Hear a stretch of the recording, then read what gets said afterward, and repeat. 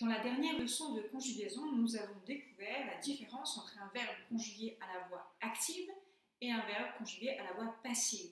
Dans une phrase avec un verbe conjugué à la voix active, le sujet est celui qui fait réellement l'action du verbe, alors que dans une phrase avec un verbe conjugué à la voix passive, le sujet au niveau du sens est le mot qui reçoit, qui subit l'action du verbe.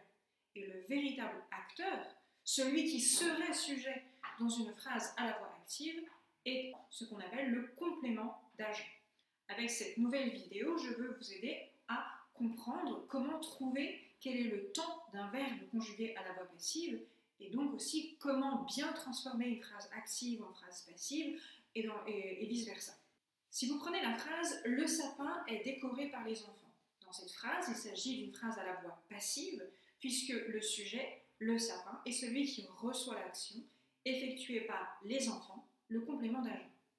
Pour savoir quel est le temps de cette phrase, je dois regarder le verbe être. On avait dit que pour construire une phrase à la voix passive, j'utilisais le verbe être ainsi qu'un participe passé. Ici, le verbe être, c'est est, E-S-T. Est, c'est quel temps du verbe être? Quel temps, quel mode? Est, E-S-T, évidemment, c'est le présent de l'indicatif du verbe être.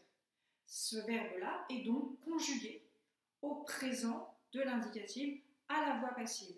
Est décoré, c'est le verbe décorer au présent de l'indicatif à la voix passive.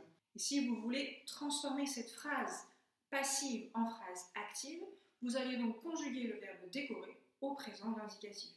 Les enfants décorent le sapin. Si vous prenez comme deuxième exemple, la Joconde a été peinte par Léonard de Vinci, une nouvelle phrase à la voix passive. Comme pour la phrase précédente, la première chose que vous devez faire, c'est d'isoler le verbe être. Le verbe être dans cette phrase, c'est a été. A été, c'est le verbe être conjugué au passé composé de l'indicatif.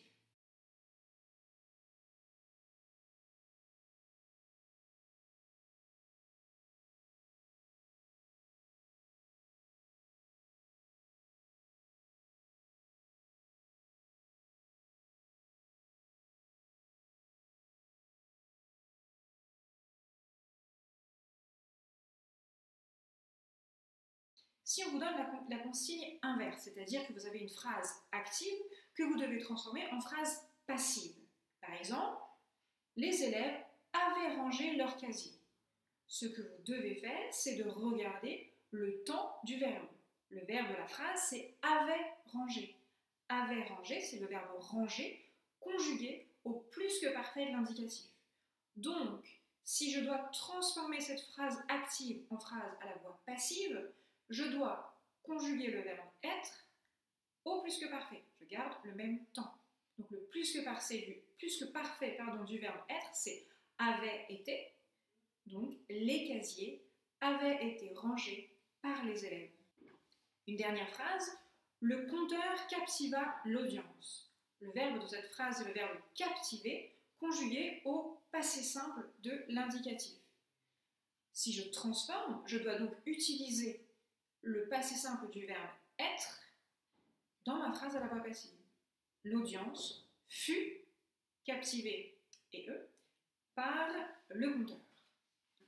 Donc si on récapitule, le temps du verbe à la voix active est celui du verbe être utilisé dans la voix passive. À la fin de cette petite vidéo, quelques exercices et ensuite des exercices à faire dans votre cahier du jour. Bon courage!